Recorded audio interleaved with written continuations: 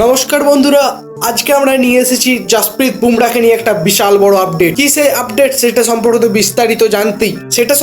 বিস্তারিত জানছি। এছাড়াও পরবর্তী টেস্ট ম্যাচে নিয়ে কি আপডেট উঠে এসেছে, জাসপ্রীত বুমরা কি খেলবেন নাকি তিনি খেলবেন না, আর যদি খেলেন তিনি কি কত ওভার বোলিং করতে চলেছেন, তিনি কি ফিল্ডিং করতে পারবেন নাকি ফিল্ডিং করতে পারবেন না। এছাড়াও তিনি যদি না খেলেন, অর্থাৎ জাসপ্রীত বুমরা যদি দ্বিতীয় টেস্টে না থাকেন, তাহলে কে খেলবেন তার জায়গায়, সে কি পারবে জাসপ্রীত বুমরার কামিটাকে ঠিকঠাক ভাবে রিপ্লেস করতে, সেটা সম্পর্কে বিস্তারিত আলোচনা করছি আজকের ভিডিওতে।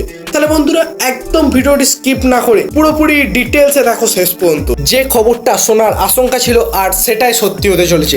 ইংল্যান্ডের বিরুদ্ধে দ্বিতীয় টেস্টে হয়তো জাসপ্রীত বুমরাকে আমরা না দেখতে পেতেও পারি। হ্যাঁ, ভারতের সবচেয়ে ভয়ঙ্কর বোলারটিকে ছাড়াই মাঠে নামতে হতে পারে শুভমান গিলের টিম ইন্ডিয়াকে। এখনো একটাই প্রশ্ন, বুমরা না থাকলে ভারত জিতবে কিভাবে, কে সামলাবে লর্ডসে তার পরের টেস্টে। আজকের ভিডিওতে সম্পূর্ণ এটাই জানবো। চলুন বন্ধুরা শুরু করা যাক। ভারতের সেরা পেসার জাসপ্রীত বুমরা দ্বিতীয় টেস্টে হয়তো খেলবেন না, যদিও এইটা নিয়ে কোনো কনফার্মেশন নিউজ এখনো আসেনি। তবুও টেস্ট সিরিজটা শুরু হওয়ার আগেই ভারতীয় টিম ম্যানেজমেন্ট জানিয়ে দিয়েছিল যে 5টা টেস্টের মধ্যে মাত্র 3টে টেস্টেই খেলানো হবে জাসপ্রীত বুমরাকে। অর্থাৎ যে কোনো 3টে টেস্টে খেলানো হবে, তার মধ্যে একটি টেস্ট হয়ে গিয়েছে আর 2টি টেস্ট বাকি আছে। যতদূর মনে করা হচ্ছে পরবর্তী টেস্টে তাকে বিশ্রাম দেওয়া হতে পারে। এর কারণ শুধুমাত্র ফিটনেসের জন্য, অন্য কোনো কারণ কিন্তু এর পিছনে নেই। বুমরা বহুদিন পর লাল বলের ক্রিকেটে ফিরেছেন আবার। প্রথম ইনিংসে তিনি বোলিং করেছেন 24.4 ওভার এবং তুলে নিয়েছেন 5টি উইকেট। তবে দ্বিতীয় ইনিংসে তিনি 19 ওভার বোলিং করে কোনো উইকেটই পাননি। ম্যাচটিতে ভারত 5 উইকেটে হেরে গিয়েছে। এই পরিস্থিতিতে টিম ইন্ডিয়া তার ফিটনেস নিয়ে কোনো ঝুঁকি নিতে চাইছে না, কারণ লর্ডসের দ্বিতীয় টেস্টের পর মাত্র 4 দিন পরই তাই তাকে বিশ্রাম দিয়ে শেষের দিকে ব্যবহার করার সিদ্ধান্ত নিচ্ছে ভারতীয় টিম ম্যানেজমেন্ট।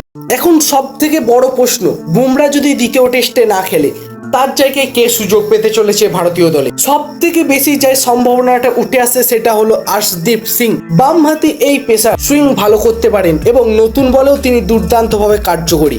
তবে অভিজ্ঞতার দিক থেকে এখনো বুমরার ধারে কাছেও নেই তিনি। একদিকে মোহাম্মদ সিরাজ, প্রসিদ্ধ কৃষ্ণা, শার্দুল ঠাকুর, তাদেরও দায়িত্ব নিতে হবে অনেকটাই বেশি। একজন সিনিয়র ফাস্ট বোলার ছাড়া ভারত কিভাবে সামলাবে ইংল্যান্ডের ব্যাটিং লাইন আপকে, এটাই দেখার। তাহলে বন্ধুরা আপনাদের মতে বুমরাকে কি দ্বিতীয় টেস্টে বিশ্রাম দেওয়া উচিত, আর কাকে খেলানো উচিত তার জায়গায়, আর্শদীপ সিংকে নাকি উমরান মালিক না অন্য কাউকে? অবশ্যই আপনাদের মতামত কমেন্ট করে জানিয়ে দিন। আর ভিডিওটি ভালো লেগে থাকলে লাইক করুন এবং চ্যানেলে নতুন হয়ে থাকলে চ্যানেলটি সাবস্ক্রাইব করে ডেসক্রিপশন বক্সে থাকা লিঙ্কে ক্লিক করে আমাদের টেলিগ্রাম চ্যানেল, হোয়াটসঅ্যাপ চ্যানেল এবং ফেসবুক পেজে যোগ দিতে ভুলবেন না, কারণ এখানে আমরা ক্রিকেট রিলেটেড আপডেট সবসময় দিয়ে থাকি। তাহলে ক্রিকেট নিয়ে আপডেটেড থাকতে হলে আমাদের কমিউনিটিতে যোগ দিতেই হচ্ছে আপনাকে।